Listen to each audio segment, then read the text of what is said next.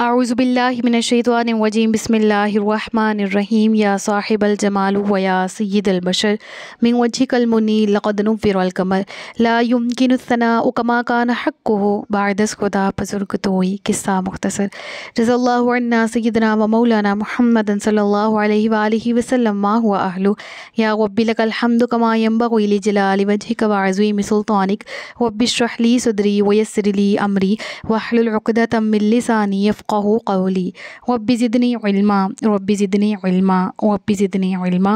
अस्सलामु अलैकुम रहमतुल्लाहि व बरकातुहू। मैं हाफ़िज़ा इफ़रा जावेद इस्लाम आप सबसे मुखातिब हूँ अपने यूट्यूब चैनल इन्फिनिट इस्लाम में। आप सबको खुशामदीद कहती हूँ।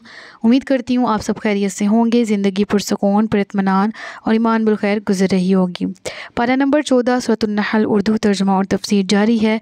इसकी आयत नंबर 40 तक हम गुज़िश्ता इसबाक में पढ़ चुके हैं। आज के सबक में आयत नंबर 41 से बाकायदा आगाज़ किया जा रहा है, जिसमें अल्लाह रब्बुल इज़्ज़त इरशाद फरमाता है, और वो जिन्होंने अल्लाह की राह में अपने घर बार छोड़े इसके बाद कि इन पर जुल्म किया गया तो हम ज़रूर उन्हें दुनिया में अच्छी जगह देंगे और बेशक आखिरत का सवाब बहुत बड़ा है।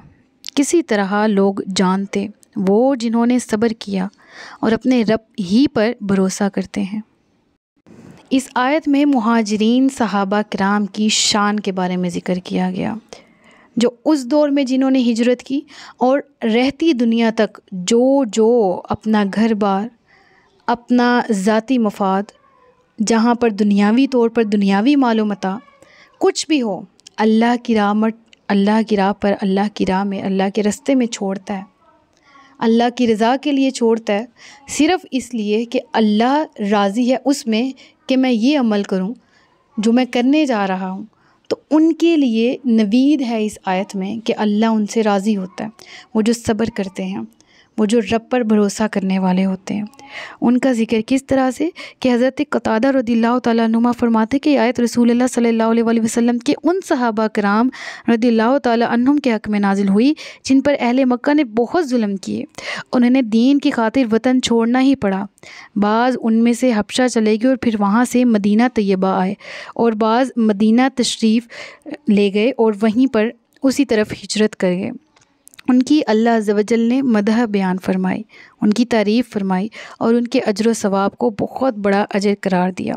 मैं ये क्यों कह रही हूँ कि अल्लाह की राह में यहाँ पर ज़ाहिरी तौर पर आयत के शान नज़ूल के हवाले से तो ज़िक्र है ही है कि मुहाजिरीन का ज़िक्र है, तो मैंने ये क्यों कहा कि हमें हर वो चीज़ छोड़ देनी चाहिए जिसमें हमारा दुनियावी फ़ायदा तो हो रहा है लेकिन अल्लाह नाराज़ है, अल्लाह की रज़ा के लिए उसको छोड़ दिया है। तो वो इस आयत की रूह से अपने लिए खुशखबरी तलाश कर ले।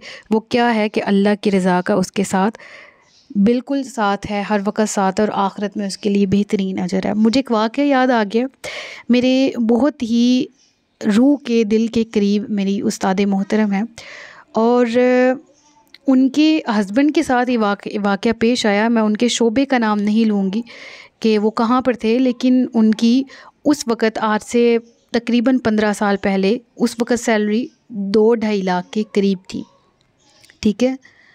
और वो उस शोबे में थे लेकिन उनको मजबूर किया जा रहा था इन अ वे कि वो रिश्वत लें, ठीक है। और वो रकम उनके हिस्से, यानी कि कुछ ऐसे लोग थे जो कि मज़लूमीन का, मुस्तहिकीन की रकम जो उन तक आई थी मज़लूमीन को देने के लिए, उन पर काबिज़ हो गए और उनके हस्बैंड को ये कहा कि आप चुप रहें, खामोश रहें, इसमें से आपको भी हिस्सा दिया जाएगा, और अगर आप खामोश नहीं होते और हिस्सा लेने से इनकार करते हैं तो आपको मतलब ख़तरा है दुनियावी तौर पर। तो उन्होंने क्या किया, चाहते तो वो माल ले लेते कि अच्छा, कि उस वक़्त सैलरी उनकी अपनी सैलरी 2-2.5 लाख, ठीक है, और उसके सिवा अगर देखा जाए तो उनका जो करोड़ों रुपया था उस वक़्त उस टीम के हाथ में, उनमें से अगर वो अपना हिस्सा भी निकलवाते तो 50, 60, 70 लाख रुपया आराम से मिल जाना था। नौकरी भी बची रहनी थी, जॉब भी बची रहनी थी और ज़िंदगी सेटल हो जानी थी। आने वाली जो औलाद है वो अब तक उस 60-70 लाख में पल रही होती है, ऐशो इशरत की ज़िंदगी गुजर रही होता ना। दुनियावी तौर पर हम क्या कुछ नहीं सोचते, वो भी कर सकते थे, लेकिन उन्होंने अल्लाह की रज़ा के लिए ना सिर्फ वो रिश्वत लेने से, उन मज़लूमीन का हक़ लेने से इनकार किया, बल्कि अपने ख़िलाफ़ खड़ी होने वाली उन तमाम फ़ोर्सेस का मुकाबला किया। यहाँ तक कि उन्होंने अपनी जॉब से रिज़ाइन दे दिया। वो इतनी अच्छी जॉब थी, उन्होंने वहाँ से इस्तीफ़ा दे दिया कि मैं ये जॉब करना ही नहीं चाहता जहाँ पर इस तरह किया जाता है। फिर उसके बाद वो 2-3 साल तक जॉब तलाश करते रहे। करंटली उनकी इस दौर में जहाँ के पाकिस्तान की करेंसी का बहुत बुरा हाल है, नीचे डाउन है, उनकी तनख्वाह आज के दौर में अब बहुत कम है ना होने की। जितनी एक आम मज़दूर की तनख्वाह होती है ना, उनकी एक जगह वो हायर हैं, जॉब कर रहे हैं और उनकी सैलरी वो है, लेकिन वो पुरसकून ज़िंदगी गुजार रहे हैं। तो कहाँ वो 60-70 लाख, कहाँ वो 1.5 लाख 2.5 लाख मंथली, और कहाँ वो ऐश की ज़िंदगी, और कहाँ रब की रज़ा के लिए उन सब को बग़ैर सोचे समझे एक ही ठोकर मार के ठुकरा देना कि नहीं मेरा अल्लाह नाराज़ होगा, और छोड़ के अब जो उनकी तनख्वाह है 25-30 हज़ार रुपये, कहाँ वो उस दौर की, अगर 10 साल पहले की तनख्वाह अगर 2 लाख थी, 1.5 लाख थी, तो आज वो भी 4-4.5 हुई होनी थी। ऐसा ही है। तो ऐसा कौन सा सुकून है जो अल्लाह फिर देता है, जिस सुकून की तलाश में लोग फ़ैसला करते वक्त ज़रा बराबर भी नहीं सोचते, जिन्होंने अपना अरूज देखा अपनी ज़िंदगी का और वो सारी चीज़ों को एक ही पल में ठुकरा दिया। मैं अपने रब को नाराज़ नहीं कर सकता, मैं थोड़ा खाऊंगा, मैं हलाल खाऊंगा, मैं अपनी औलाद को हलाल में पालूंगा, और मैं अपने घर हराम नहीं लेके जाऊंगा, थोड़ा ले जाऊंगा लेकिन जायज़ होगा, हक़ का होगा, वो जो मेरी अपनी मेहनत की कमाई होगी। मैं किसी और का हक़ नहीं खा सकता। और आज वो फैमिली पुरसकून है, और ज़हनी सुकून सबसे बड़ी दौलत है। कल्बी सुकून सबसे बड़ा सुकून है कि दुनियादारों में जो इमारतें बड़ी बड़ी खड़ी करने वाले, सूद पे खड़ी करने वाले हैं ना, वो भी रात को नींद की गोलियां लेके सोते हैं। नींद की गोलियां लेके सोते हैं कि काश नींद आ जाए, लेकिन नींद नहीं आती, सुकून नहीं है। ये सुकून अल्लाह की याद में है। अब इस आयत को अगर उनकी ज़िंदगी अचानक मेरे सामने से आ गई, जिनका नाम लिए बगैर मैं ज़िक्र कर रही हूँ, इंशाल्लाह हिकमत इलाही हुई तो कभी नाम ले के बाकायदा उन पे लेक्चर बनाऊँगी उनकी ज़िंदगी पे। लेकिन ये फ़ैसले कैसे हो जाते हैं, सहाबा कराम से वो फ़ैसले कैसे हो गए थे कि अपना घर बार, अपना सब कुछ छोड़कर अल्लाह की राह में चल पड़े। यहाँ तक कि आगे पता भी नहीं था कि जाएंगे कहाँ, रहेंगे कहाँ, किसके घर में पनाह मिलेगी या नहीं भी मिलेगी, ज़रिया मुआश क्या होगा, तिजारत करेंगे भी या नहीं, मज़दूरी करेंगे भी या नहीं। बस अल्लाह का हुक्म था, मक्का में सताए जा रहे थे क्योंकि ईमान वाले थे, सब कुछ छोड़ दिया और लम्हे भर के लिए भी नहीं सोचा। तो ऐसा ईमान आज भी लोगों का है, और ऐसा ईमान रखने वाले कभी भी घाटे का सौदा नहीं करते। दुनियावी मालो मता तो छिन जाता है, लेकिन उसके छिनने पर गम भी नहीं करते। वो उसके बदले जो कल्बी सुकून अता होता है, उसका नेमुल बदल कुछ और नहीं है। अभी इस आयत के तर्जुमे को दोबारा पढ़ते हैं। वो जिन्होंने अल्लाह की राह में अपने घर बार छोड़े, इसके बाद कि उन पर जुल्म किया गया, तो हम ज़रूर इन्हें दुनिया में अच्छी जगह देंगे। वो अच्छी जगह क्या है? क्या कि अगर अल्लाह की राह में 2 लाख छोड़ा है, तो जब तक 10 लाख नहीं मिलेगा तो सुकून नहीं आएगा जान को? क्या हम अल्लाह के वादे को सच्चा नहीं करार दे पाएंगे? बिल्कुल भी नहीं। अल्लाह वो चीज़ जो लेता है उसके बदले जो अता करता है वो उससे बेहतर और बहुत बेहतर होता है। ज़रूरी नहीं है वो उसी शक्ल में हो। दौलत ली है तो दौलत की शक्ल में ही वापसी हो।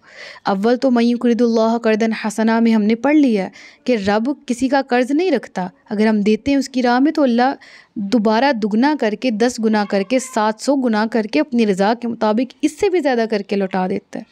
रखता नहीं है वो, और हमारा दिया हुआ उसको मिलता ही कहाँ है। रब फरमाता है खर्च करो अल्लाह की राह में, उसमें से जो अल्लाह ने तुम्हें दिया। ये नहीं कहा कि तुम अपने पर्सनल माल में से अल्लाह को दो, कहा अल्लाह ने जो तुम्हें दिया उसमें से अल्लाह की राह में दो। और तुम्हारा दिया हुआ अल्लाह को नहीं पहुंचता, तुम्हारा तकवा अल्लाह को पहुंचता है, तुम्हारा इखलास, तुम्हारी नीयत अल्लाह को पहुंचती है। तो इस आयत में मुझे जो मेरी नीयत थी समझाने की, मेरी कोशिश थी, अल्लाह करे कि वो आप तक मैसेज पहुंच चुका हो कि उनकी लाइफ ने मेरी ज़िंदगी को काफ़ी बदला। और अल्हम्दुलिल्लाह उस एज पे जब मैंने उनका वाक़या सुना था, मेरी अपनी एज 15, 16, 17 साल थी।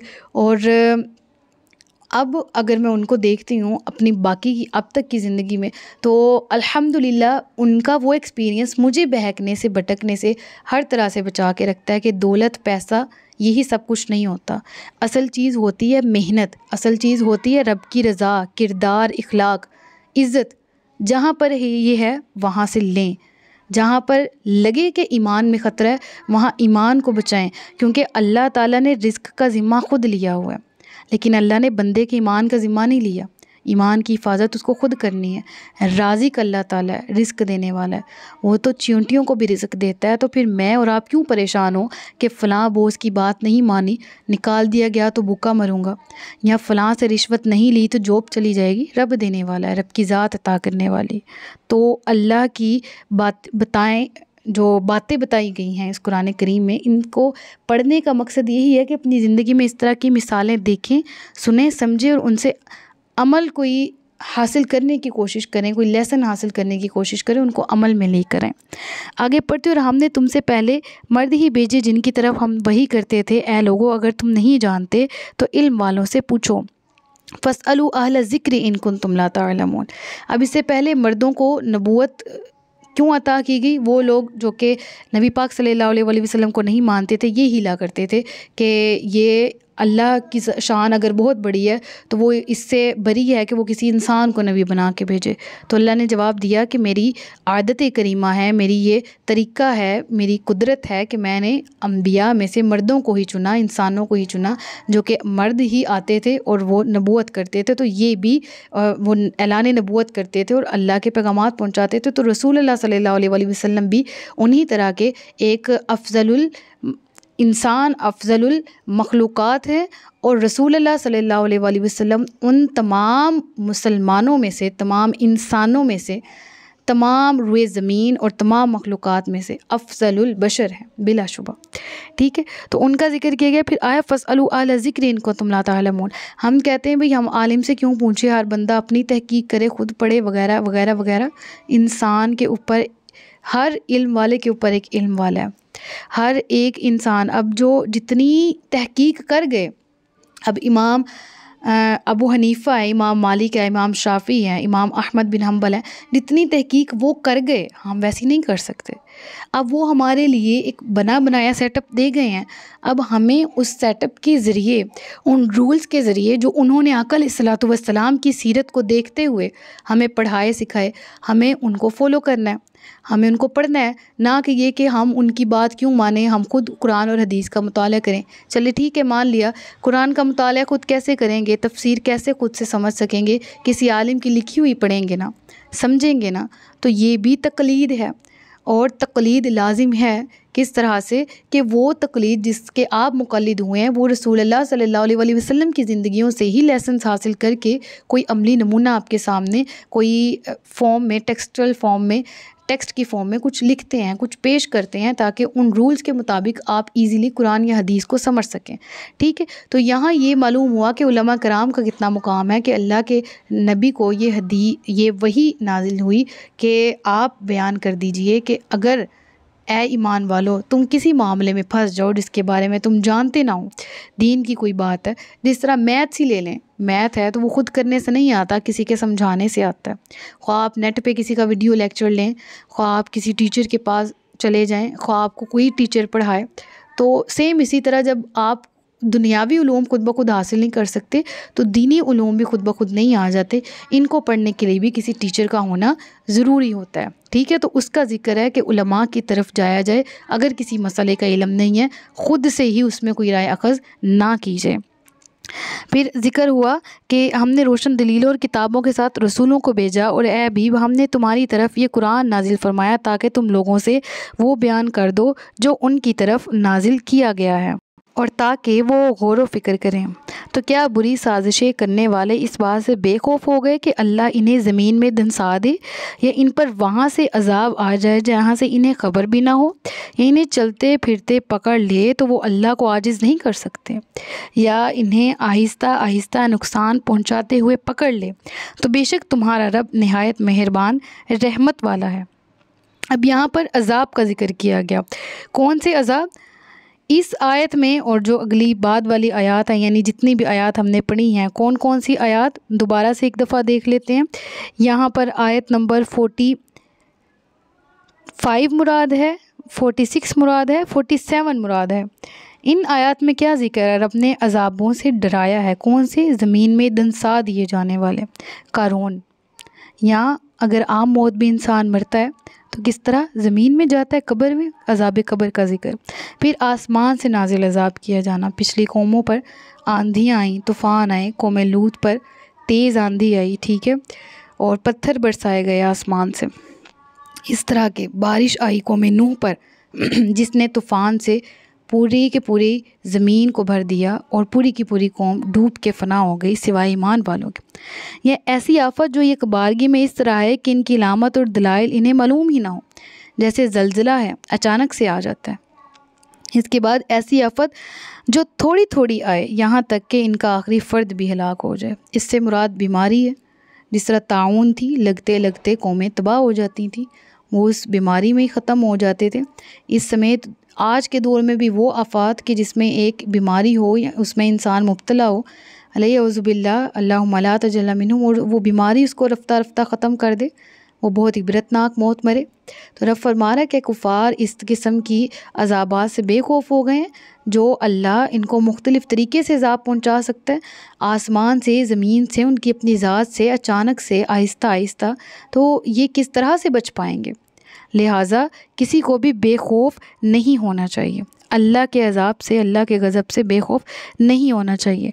और क्या उन्होंने इस तरफ ना देखा कि अल्लाह ने जो चीज़ भी पैदा फरमाई है उसके साए अल्लाह को सजदा करते हुए दाएं और बाएं झुकते हैं और वो साए आजिज़ी कर रहे हैं। अब यहाँ पर है ना कि सजदा कर रही हैं चीज़ें, ठीक है, सुज्जदल लिल्लाहि वहुम दाखिरून, और वो आजिज़ी कर रहे हैं। इसमें सजदे दो तरह के होते हैं, एक जो हम इंसान करते हैं सजदा, अपनी पेशानी को झुकाते हैं, एक वो सजदे जो कि आजिज़ी शो करते हैं। जिस तरह सूरज, चाँद, सितारे हैं, जिस तरह दरख्त हैं, दरख्तों के साए हैं। अब ये दरख्तों के साए के सजदा करने से मुराद क्या है? इनका झुके होना, इनका आजिज़ी के साथ हुक्म का पाबंद होना, दाएँ और बाएँ सूरज की हरकत के मुताबिक कभी इस तरफ कभी उस तरफ जहाँ अल्लाह हुक्म देता है। यहाँ तक कि रोज़े रसूल सल्लल्लाहु अलैहि वसल्लम, यहाँ तक कि आका अलैहिस्सलातु वस्सलाम की ज़ात मुबारक खुद के, जब साइंस कह रही है कि हर ज़ीरू चीज़ का साया होता है, अगर सूरज की रोशनी उस पर पड़ रही हैं या लाइट्स हैं, तो रसूल अल्लाह का अपना वजूद मुबारक एक बहुत बड़ा अजीम मौजज़ा है कि जिसका साया नहीं था। तो ये साया क्यों नहीं था? अल्लाह के हुक्म का पाबंद था। अल्लाह को गवारा न था कि रसूल अल्लाह की ज़ात का साया भी ज़मीन पे पड़े, किसी और का पाँव उस पर पड़े तो रसूल अल्लाह की बेअदबी हो सल्लल्लाहु ताला अलैहि वसल्लम। तो कायनात इस तरह से चल रही है, रूल्स एंड रेगुलेशंस के मुताबिक 100%, और अल्लाह के हुक्म के ताबे हैं, अल्लाह के हुक्म से आजिज़ हैं, उसी को सजदा कर रहे हैं। और जो कुछ आसमानों में है और जो कुछ ज़मीन में चलने वाला है और फरिश्ते सब अल्लाह ही को सजदा करते हैं। हाय इंसान कि अल्लाह को सजदा करने जैसी एक अजीम नेमत से महरूम है, और वो नमाज नहीं पढ़ता, और वो ताबे नहीं है, वो मुती नहीं है, और इस चीज़ का उसको ना दुख है ना कोई एहसास है। अल्लाह ने इंसान को अशरफुल मखलूक़ात बनाया, तमाम मखलूक़ात में ज़ी अक़ल इंसान ही है, और जो इबादत है वो इंसानों पे फ़र्ज़ की गई, और जो शऊर है वो इंसानों को दिया गया। लेकिन माँ सिवाय इन इतनी तमाम तर क्वालिटीज़ होने के बावजूद ये कि अल्लाह की इबादत की जाती, उसको माबूद बरहक माना जाता, दिल से मोहब्बत की जाती, दिल से इबादत की जाती, एक इंसान ही है जो सबसे बड़ा सरकश और नाफरमान है। अल्लाह तबारक व तआला हम सबको अपना फरमा बरदार बनाए। और फरिश्ते गुरूर नहीं करते, वो अपने ऊपर अपने रब का खौफ करते हैं और वही करते हैं जो उन्हें हुक्म दिया जाता है। तो अब इससे मुराद क्या है कि फ़रिश्ते गुनाहों से पाक होते हैं। अंबिया और फ़रिश्ते, इनको मासूमीन कहा जाता है, मासूम कहा जाता है। मासूम टर्म वो है कि जो गुनाह से पाक हो। तो इस आयत से हमें सबूत मिलता है वयफ़अलूना मा युअमरून, कि वो ज़र्रा बराबर भी मिस्टेक नहीं करते, ठीक है, वही करते हैं जिसका रब्बुल आलमीन उनको हुक्म देता है। तो यहाँ पर हमारा रुकू मुकम्मल हुआ है। सदक़ल्लाहुल अलीयुल अज़ीम व सदक़ रसूलुहुन नबियुल करीम। सच फरमाया अल्लाह ने जो अज़मत वाला है। अपना बहुत सा ख्याल रखिएगा, मुझे दुआओं में याद रखिएगा। ताजदार ख़त्म नबूवत ज़िंदाबाद, पाकिस्तान हमेशा ज़िंदाबाद। अस्सलामु अलैकुम व रहमतुल्लाहि व बरकातुहू।